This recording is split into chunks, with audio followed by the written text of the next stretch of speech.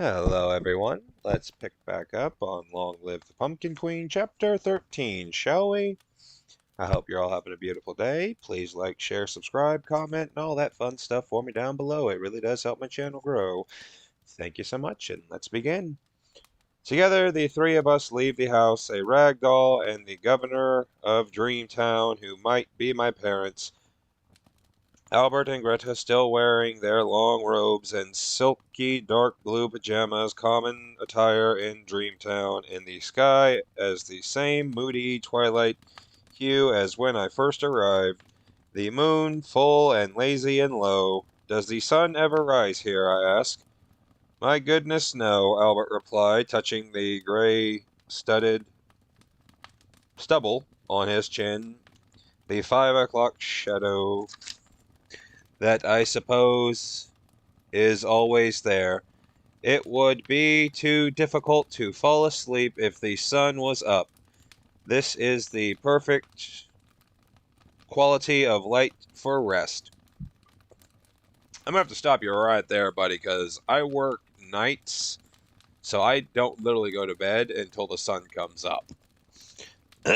He waves his hand towards the skyline at the faint dot of the stars just beginning to poke out, giving the appearance of fabric that tiny needle holes, allowing the light to shimmer through, and he's right. It doesn't cast a dreamy, drowsy light light over everything, always beckoning you to sleep like it would take no effort at all. A person could drift off while still standing upright. Or you have narcolepsy. Why is that I can't understand? Yeah, bad. Why is it that I can understand you both, but everyone else talks in circles? I ask. Albert laughed. You used to talk in riddles too. You know, when you were younger, it's good practice. For what? Our roles in Dreamtown is to help children and even adults sometimes fall asleep. We whisper bedtime stories and poems into their ears, easing them to slumber.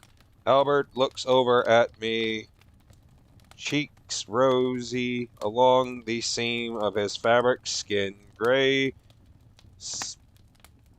speckled hair, short, a man I can almost recall reading books to me at night, letting me turn the pages with my small ragdoll hands, or maybe I just want to believe it, imagining a life where he could have been my father, with his gentle eyes and peppermint candies in his pockets, my favorite mint tea before bed, and his hair that smells a little of tobacco. Okay, so apparently I need to find Dreamtown because I have insomnia and I can hardly ever get to sleep. Whatever. A father who loved me, taught me about dreams and riddles, and doesn't lock me in a basement with a cruel upturned snarl. You get used to it after a while. Talking in riddles, understanding one another, it becomes our common language here. Albert smiles at Greta, a shared knowing between them, a hint of joy that I suspect has been lost all these years, that their only daughter has been missing. But again, I push the thoughts down, still struggling to make sense of it all, that I could be from this place, that I'm nothing like what I used to think I was. We can still talk in the old flat language when we have to, he goes on. When we heard there was someone in town asking questions using a flat language, we had no idea that it was you. He wipes again at his eyes so I wouldn't see the tears. We walked past the row of tiny cottages, smoke spilling from the chimneys, the scent of lavender and sage cookies drifting on the evening air. I breathed it in, letting the sweet scent settle onto my soft, stretched bones, letting it remind me of the girl I might have been. How this place could have made me something different. A girl who baked sweets by the evening light instead of stirring poisons to escape a man who kept me prisoner. I feel a heaviness in my chest, the burden of too many memories that don't quite fit, but before the string could tear before the strings of tears can push against my eyelids, the ground beneath us suddenly begins to shake, jolting my focus back. The vibrations rattles the cottage's windows, and my legs wobble at the knees. What's happening? I ask, eyes darting to the ground, then to the sky. Greta grabs my arm, pulling me into a store doorway where the windows display long sleeping caps of various sizes and straps,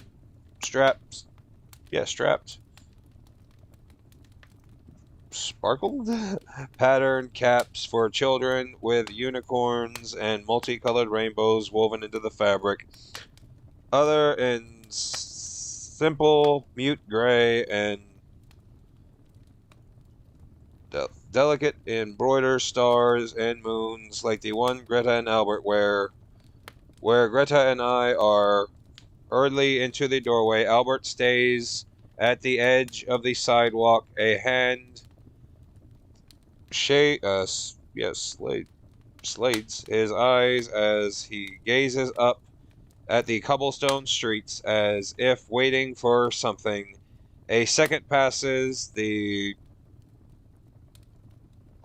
clamoring, crushing sounds grow louder, and then a sudden rush of white appears. It takes my eyes a moment to distinguish what's happening, to separate the blur of coiled white fluff,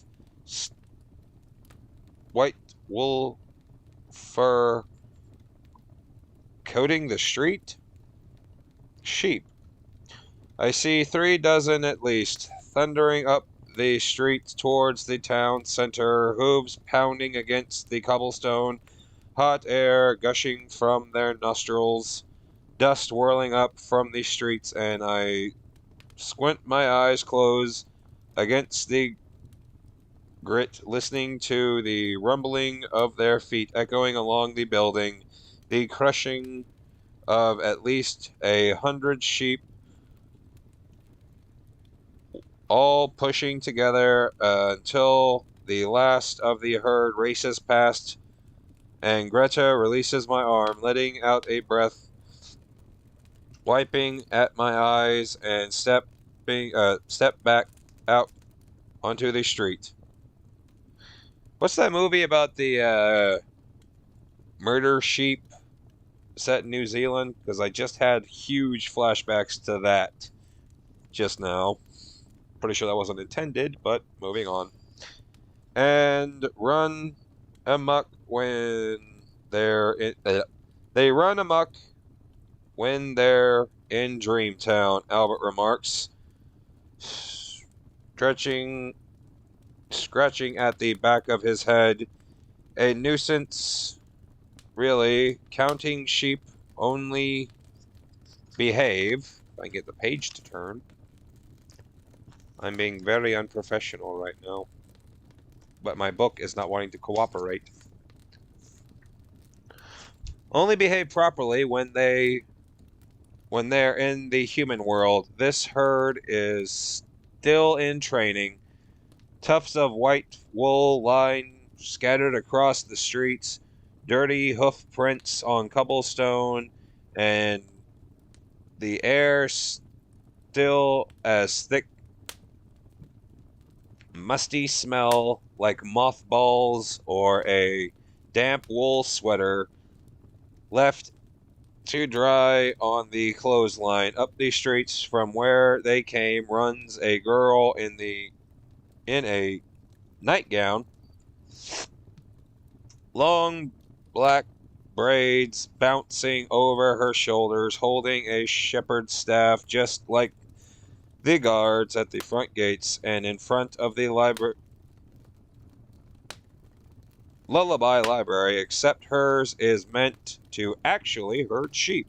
Sorry, Governor, she says as she passes by, tapping her head at them. I promise they're getting better. They both smile at the girl and an easy kindness in their eyes. Just keep them out of the streets, will you? Albert calls after her. She nods as she hurries after the stomping, snorting herd. When she's out of sight, I turn to face Greta. How long have you been the governors of Dreamtown? Her eyes seem to shimmer a strawy half caught in a daydream expression. Nearly 100 years, she says gently. She had hoped you would take over our roles once you were too tired to carry on. But then you were gone, and her voice trails away, and I try to imagine the hurt and grief they must have felt all those years ago. Suddenly childless, it must have been the worst kind of ache, a hole inside them that was impossible to fill. Yeah, sadly, yeah. But Greta touches my hand, smiling softly, and we continue on up the street. They take me through a community garden where valerians and night jasmine are blooming, wild and fragrant and neat little rose. Greta squeezes my hand, and I know this must be the garden of my childhood when I tottered among the plants, learning the names of herbs and the best time to harvest rose petals, where I must have found my love for things that grow from the soil. Just before the garden is a wood sculpture that I think is just a large potting shed or a greenhouse, but they tell me it's a research center where Dreamtown scientists study sleepwalkers, trying to sort out the best way to coax them back to their bed. In a fancy side yard next to the building, several pajama-wearing townsfolk are walking around aimlessly, bumping into the low fence and trying to pick up imaginary objects while two others hold clipboards, scribbling notes and tapping their chins. Okay. I guess sleepwalking is a problem no matter where you go. Everything in Dreamtown, it seems, is about the study or encouragement of sleep. Seriously, I need to find this place. I have insomnia. It sucks. We continue on, making our way back towards the town center when the hoot of an owl echoes long and lazy through the streets. Several residents walking nearby glance to their wrists, checking their timepiece. The clock owl marks every hour in Dreamtown, Albert remarks. It's how we keep track of time. It's a real owl, I ask. Of course. He's a white snow owl, and he perches atop the Lullaby Library at the tallest building in Dreamtown to ensure he can be heard at the farthest ends of town. A man and woman walk past us, wool knitted scarves wrapped around their necks, matching fuzzy slippers on their feet. Governor, they say, nodding at Greta and Albert with gentle smiles. We're the only ragdolls I've seen in Dreamtown. You're the only ragdolls I've seen in Dreamtown, I comment, seeing myself reflecting back in their features on both their faces, something I've never known until now. The seams of Albert's mouth lift into a half smile. There are a few other ragdolls like us, and also several teddy bears and fluffy-eared rabbits. They are all sleep weavers, but they spend most of their time in the human world helping lull children to sleep. Okay, that's absolutely freaking terrifying. Moving on. With so many time zones in the human world, there are always children sleeping somewhere, Greta explains. So we work around the clock, napping when we can. Oh my god, that job sounds like absolute hell.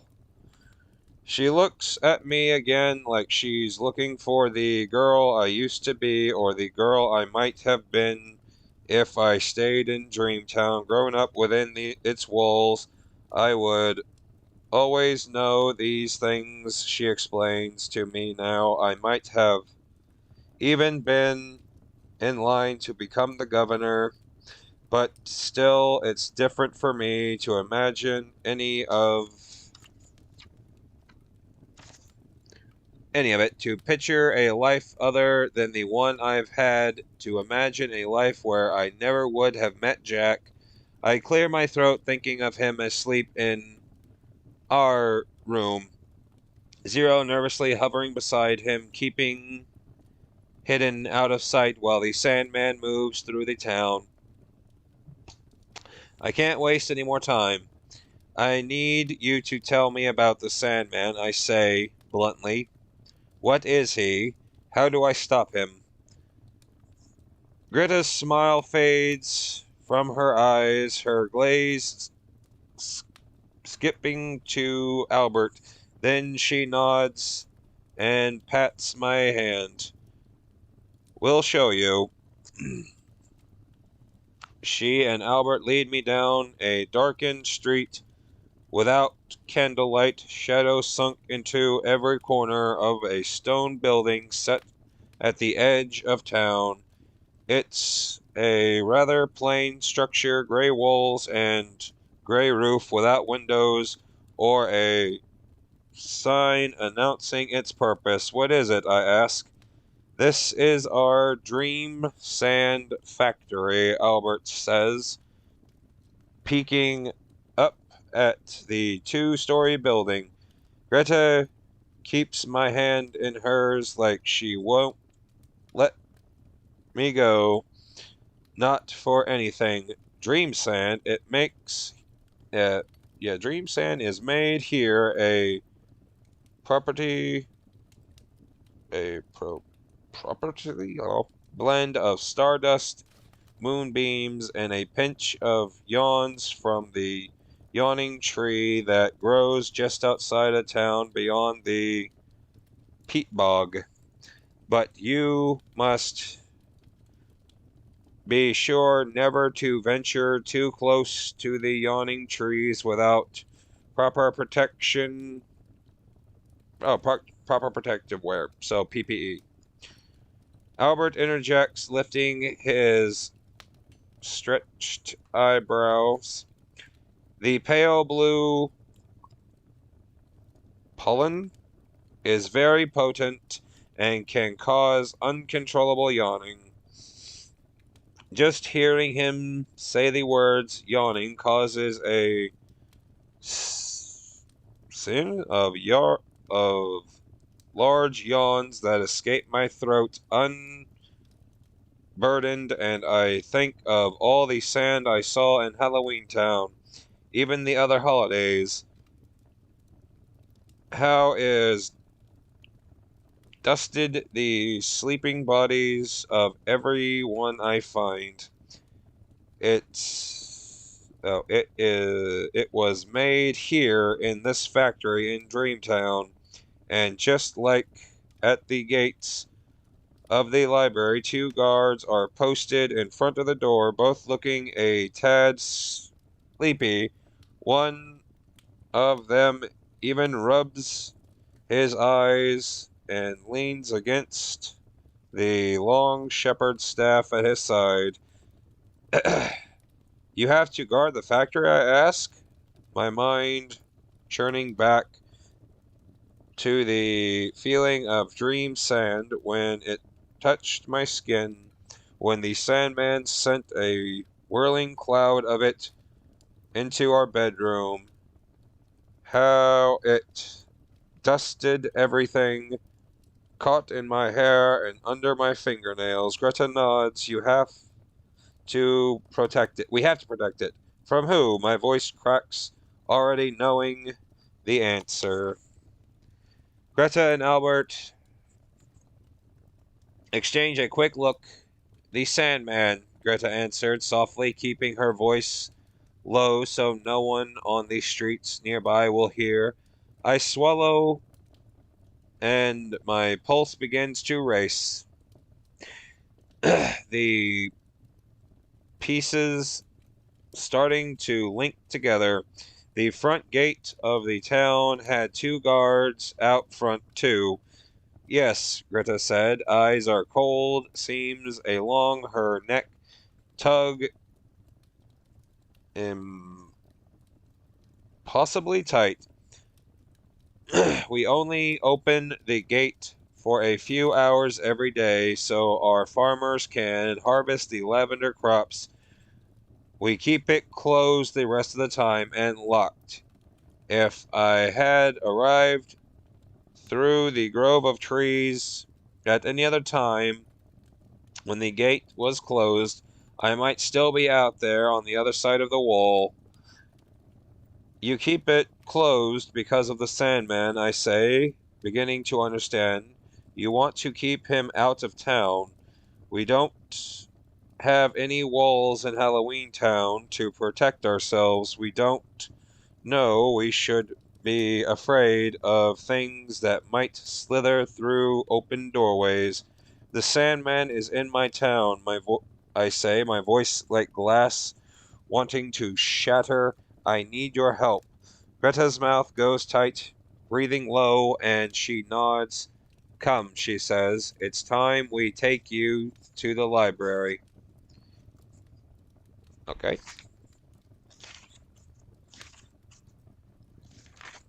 Dang. This chapter is a lot longer than I thought it was going to be.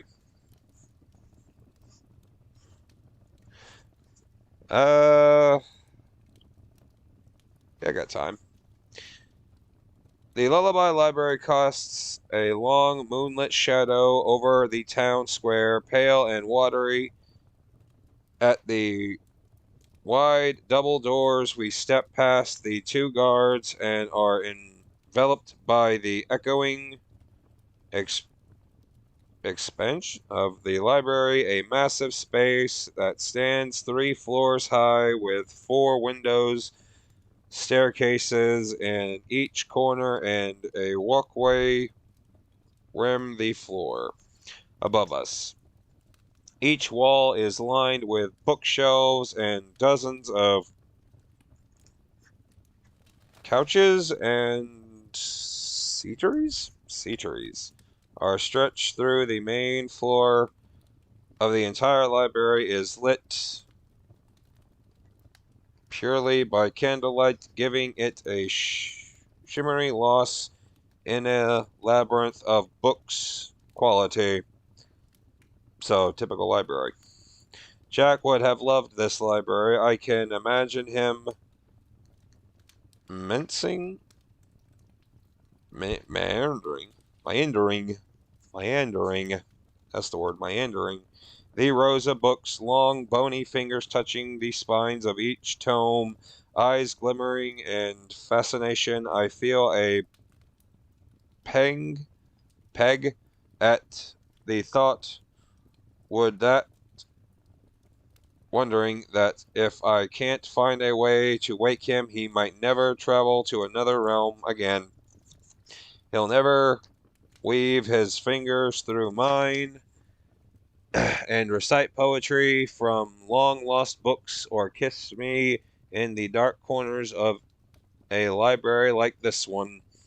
Greta and Albert lead me across the main floor where several writers and are perched on couches while others doze quietly with notebooks fanned open in their laps, inky pens marked on their fingertips.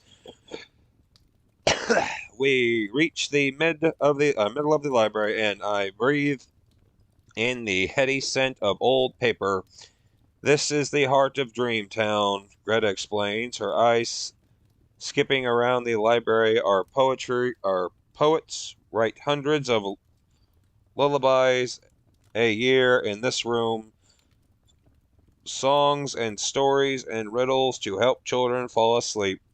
Your father even wrote the first theory about daytime dreaming in this library. She smiles at Albert, a look of pride. He invented daydreaming, you know, she says, looking back at me, a way for humans to dream up wild, unthinkable things right in the middle of the afternoon without ever needing to go to sleep. Cool. I think back to my own daydreams, moments when I managed to lose myself in thought, escaping in my old life, dreaming of a future with Jack, dreaming of who I might be if I escaped Dr. Finkelstein. Albert's eyes crinkle at the corners like he's embarrassed, and I try to picture him when he was younger. He's now graying hair, once a black brown, seems taut and smooth, hunched over a notebook, conjuring up new ideas for Dreamtown. The Sandman was humming lullabies in my town, I say, eyes wide, trying to lure me out. Greta's seamed mouth tightens into a grimace. We use lullabies to help children drift off to sleep, but the Sandman uses them for something else. She pulls in her bottom lip like she knows at least she must tell me everything, but the words are bitter in her throat. Long ago, the Sandman was the king of our world, but he was not the kind, benevolent man that the town folks would have you believe. Oh, folk tales would have you believe. She moves a small table stacked with old, dusty books, touching the spine of one with her fingertips. The cover, all black with no lettering on the front. At first, her eyes seem soft, then soft. The book unimportant, but then she begins thumbing through the pages until she finds the one she's looking for. She glances back at me, gesturing towards the book. When I peer over her shoulder, a chill slithers down my too tight seams. Sketched onto the page is a rough drawn image of a white-robed, gray-bearded man, the Sandman. This is who you saw in your town, Greta asked. A stiffness formed in my throat, but I nod. She closed the book quickly, letting her fabric palms line the cover. The Sandman was the Sandman was a stealer of dreams. She speaks softly now, so her voice won't carry across the rows of books.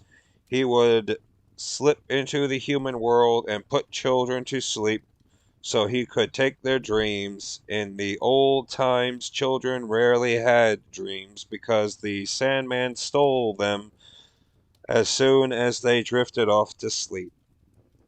So, like Drowsy and Hypno from Pokemon? That's just cruel. And they say dream theft is a victimless crime. Albert shakes his head, a line of tension running down his jaw, his hands sunk into the pockets of his robe.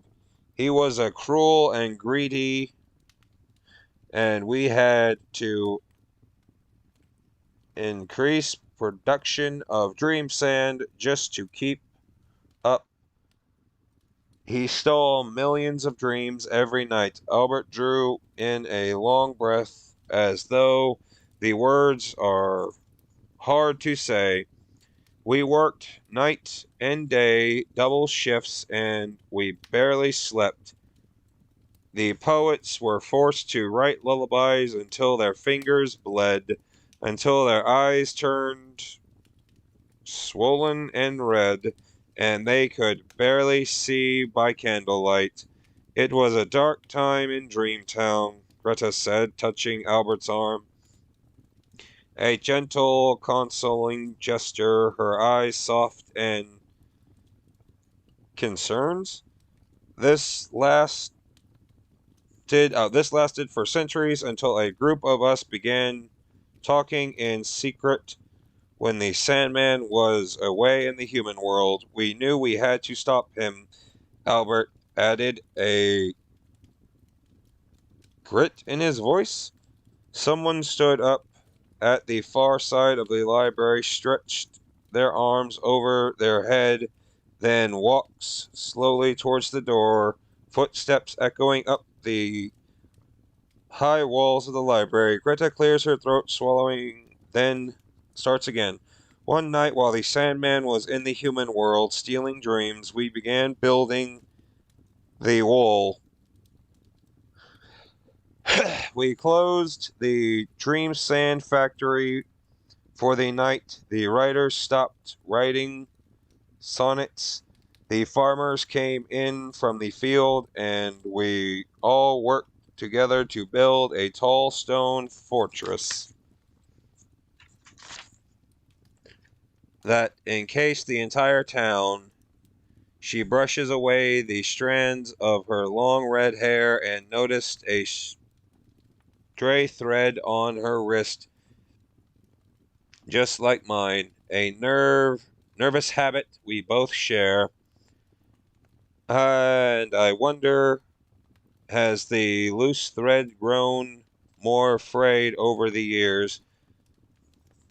The worse she felt for her missing daughter, revealed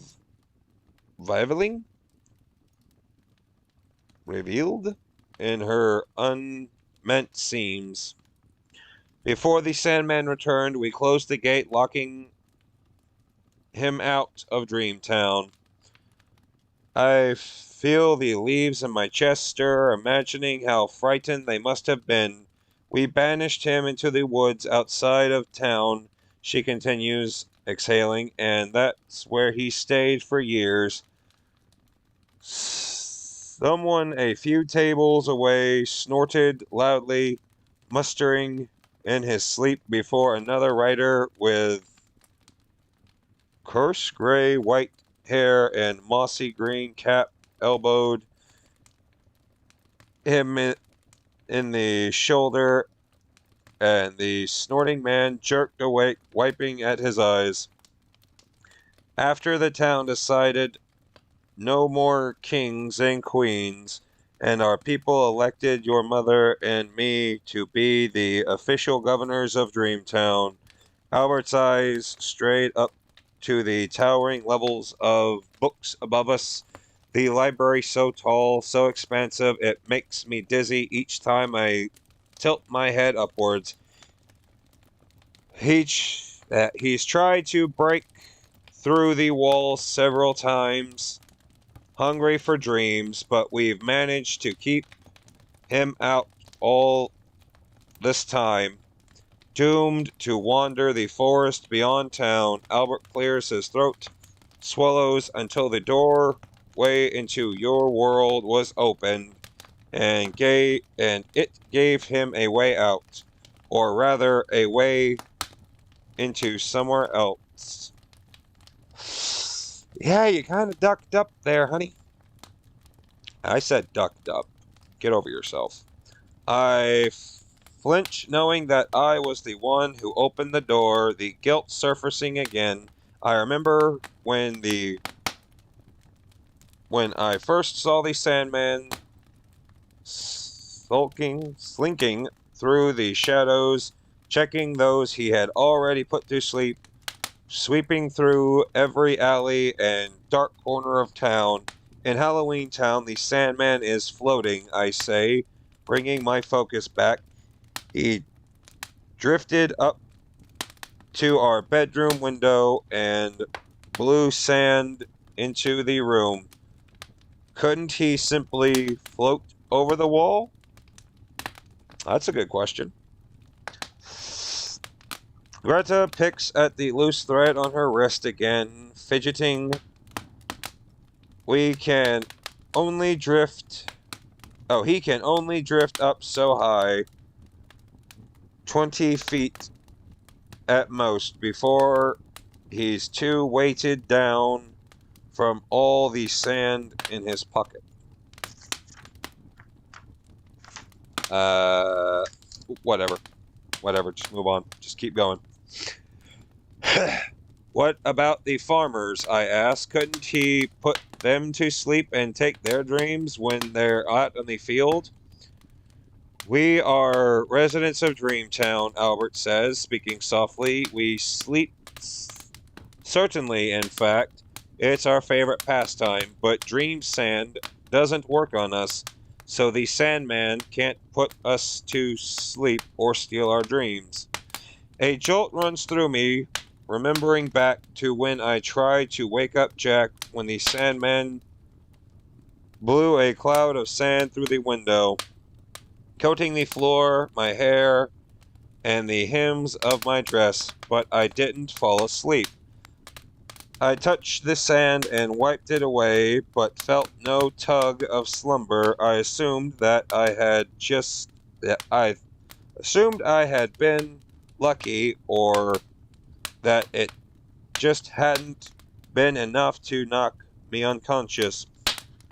But now I understand why. Now I see the truth. I'm from Dreamtown. Dream sand has no effect on me because I was born within the borders of this world. I am a girl who was born, not made. Heat swarmed behind my eyes, and all at once I know the truth. Greta and Albert are my parents, and I am their daughter. This is my home. I want to tumble forward into their arms, feel the relief of them against my cotton and linen fabric just like theirs, but my mind won't let me. It tugs back to Jack and Zero and the others. It's even worse than I thought. They aren't simply asleep, rather lost in a dark, dreamless nothing. The Sandman has ripped their dreams away and taken them for himself. They are, in every way that matters, dead. We have to stop him, I say, quickly. Leaves clawing up into my throat. The panic rush over me. The panic rush over me, and it's no longer simply about saving the other holidays or even Jack. We have to prevent the Sandman from venturing into the human world and putting everyone in every town and city and province to sleep. We have to stop him from stealing more dreams before everyone everywhere is asleep. The owl suddenly hoots again atop the library, marking that another hour has passed. His cries echo through the tall chambers of the library. 12 times, 12 hoots before he falls quiet. It's noon, Greta says as if she's sensed the slipping of time, the urgency? Yeah, the urgency of what must be done.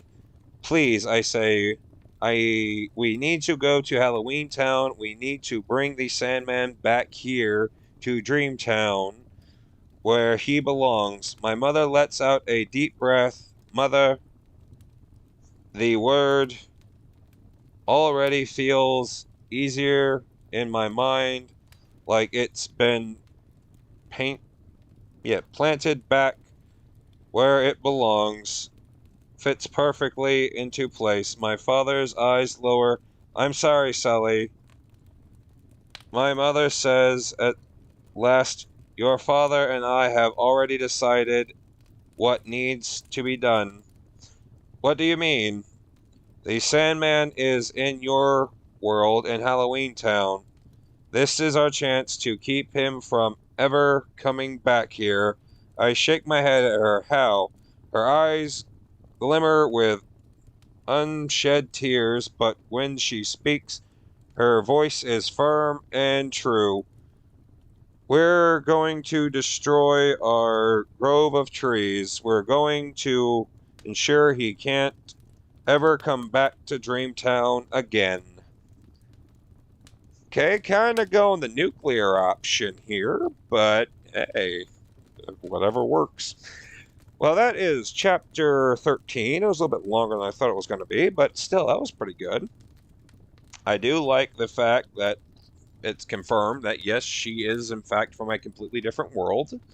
I still like to know how the heck Dr. Finkelstein got here in the first place. I'm sure we'll find out in the later chapters. For right now, I hope everyone enjoyed the ride so far. Please like, comment, share, subscribe, all that fun stuff. It really does help my channel grow. Thank you so much for your time, and have a beautiful night.